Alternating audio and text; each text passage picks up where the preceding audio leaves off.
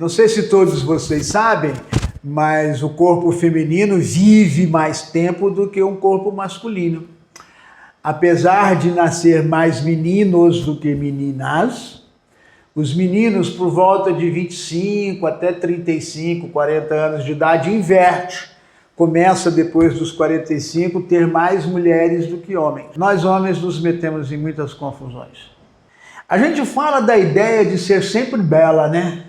A bela adormecida, muito bela, arrumar um príncipe, esse idílio, esse sonho, essas fábulas que as meninas escutam dessa dependência. E a gente sabe que principalmente depois dos anos 60, com o advindo da pílula anticoncepcional e com os direitos da mulher que brotaram na França de um modo muito forte, nas revoluções de maio de 69. Então isso deu um grau de independência muito grande para as mulheres. E nós homens ficamos até assustados. Como médico do trabalho, a gente visualizou bastante, trabalhou demais com esse sofrimento psicológico de deixar o filho para ir trabalhar quando acaba a licença maternidade. Então, essa mãe de criança pequena, ela nem está trabalhando, nem está cuidando dos filhos. É uma imagem que eu faço. Então eu preferia que ela, já durante a gravidez e na condição de médico da empresa, orientava para que ela... E agora as mulheres já aprimoraram isso bastante, mas isso era no começo dos anos 80, não, 90, 87, 88, que colocasse as férias... logo depois que acabasse o período da licença maternidade. Então, dos 4 meses, 120 dias, ela juntava imediatamente com os 30 dias de férias e ainda tem a opção de fazer uma adaptação ao aleitamento artificial, que são mais 2 semanas, segundo a CLT. Isso é válido para quem tem CLT, claro. Na puericultura, que é o período do primeiro ano de vida do bebê, a gente tem uma série de orientações específicas para a mãe. E eu gosto de deixar advertido que estas são as tarefas deste mês. Mês que vem tem tarefa nova. Então, pelo menos até 8, 9 meses de vida, e é verdade, todo mês tem uma tarefa diferente para desenvolvimento neuromotor. Então, a criança precisa receber, nos primeiros 3 anos de vida, eu diria até os 7, da concepção imaculada, gravidez sem pecado, sem culpa. Então, desde antes da concepção, durante a gravidez, o momento pré-parto, parto e pós-parto imediato, a gente trabalha com 15 dias, 3 meses, 45 de cada lado, do momento em que vai para o parto, que é vir à luz. Essa relação mãe-bebê que se estabelece no final da gestação e no começo da vida fora do útero, isso é primordial para a nossa formação, da nossa psique como ser adulto. Então, cada vez mais a psicologia está indo para esses primórdios do relacionamento mãe-bebê para poder encontrar traumas severos na psique, no modo de ser.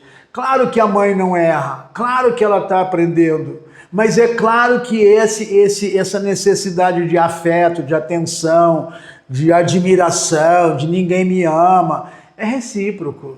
Isso ninguém vai chegar e dizer, olha, eu já estou farto, não me ame mais, que aqui está suficiente. Esquece, não é assim que funciona.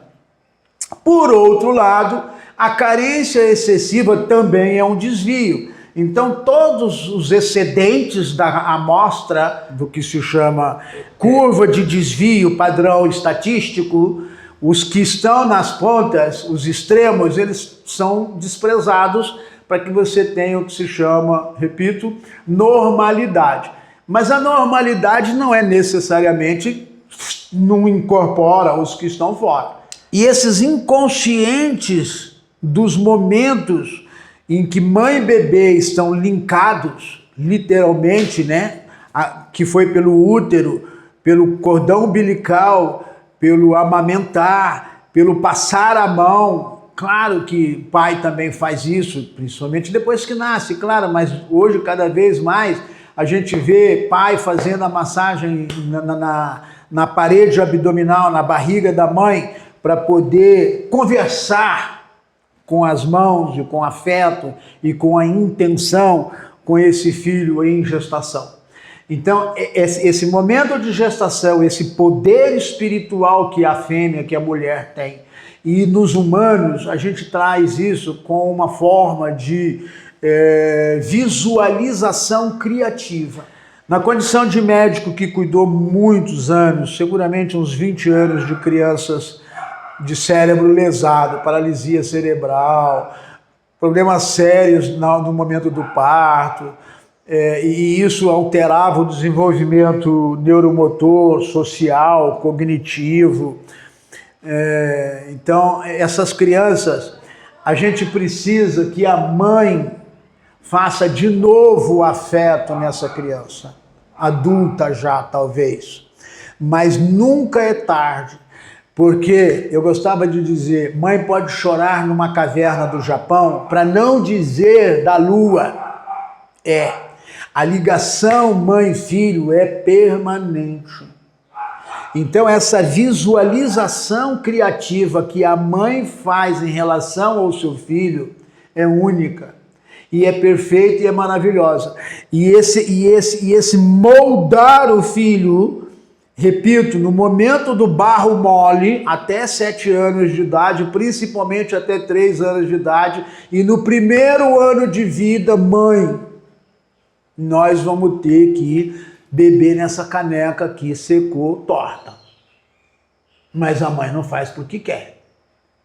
Mas, repito, essa carência do bebê, do crescimento, da prole, dos irmãos, da relação, que hoje está bem claro nos estudos acadêmicos do que se chama ambiente, o meio ambiente, cientificamente é epigenética.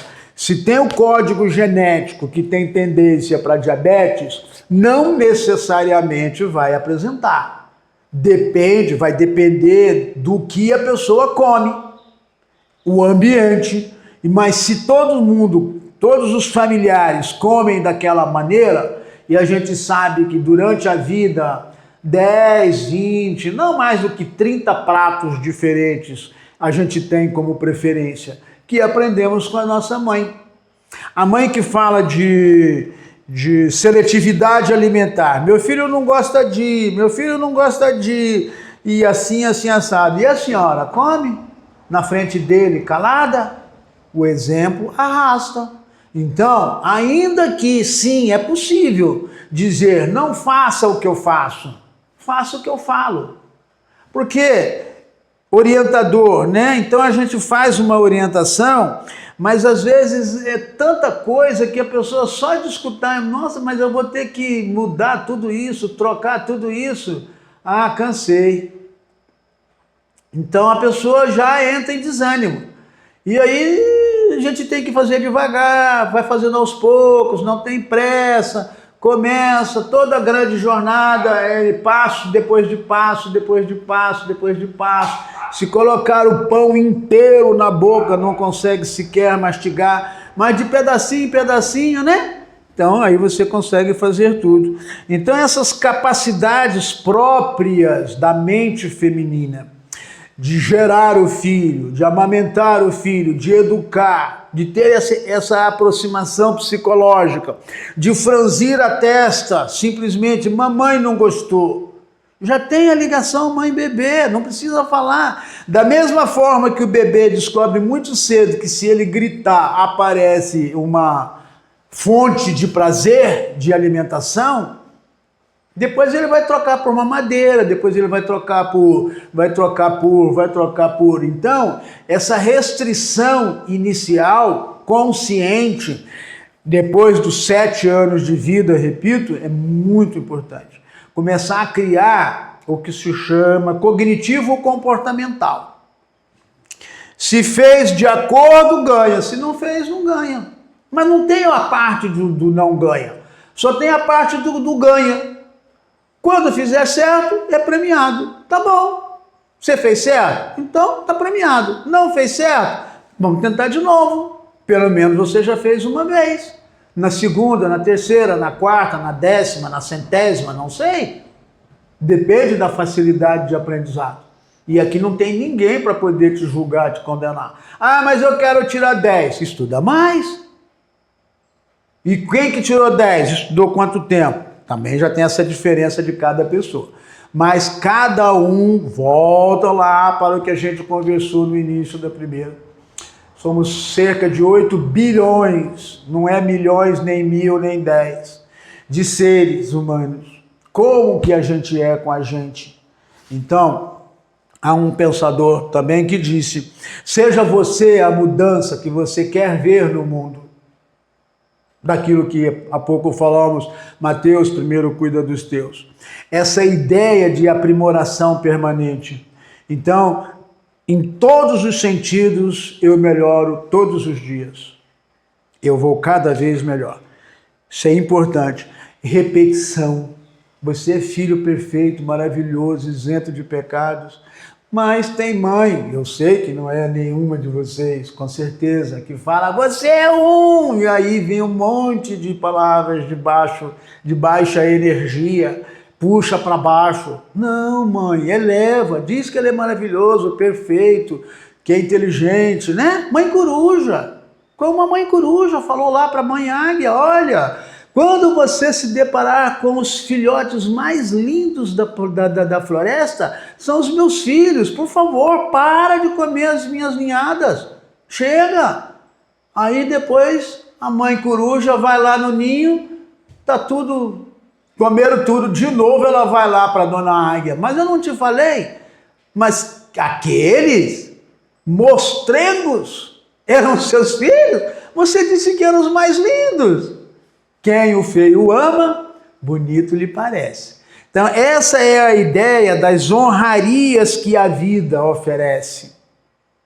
Então, essa Dia das Mães, Dia da Mulher, essa honra que nós, humanos, seres conscientes da consciência, sapiens sapiens, que temos um modelo de quem que manda nesse lugar? E quando manda, sequer precisa mandar, porque todos que ali estão, sim, sabem qual é a sua função dentro da engrenagem daquela família. Todos nós sabemos. Então, antes que peça, você já é atendido. Então, praticar essa ideia de celebrar a cada momento, como se fosse um verdadeiro presente. Porque o presente é o presente que a vida nos oferece. Tá difícil? Ótimo! As coisas fáceis qualquer um faz. Seja você qualquer um não.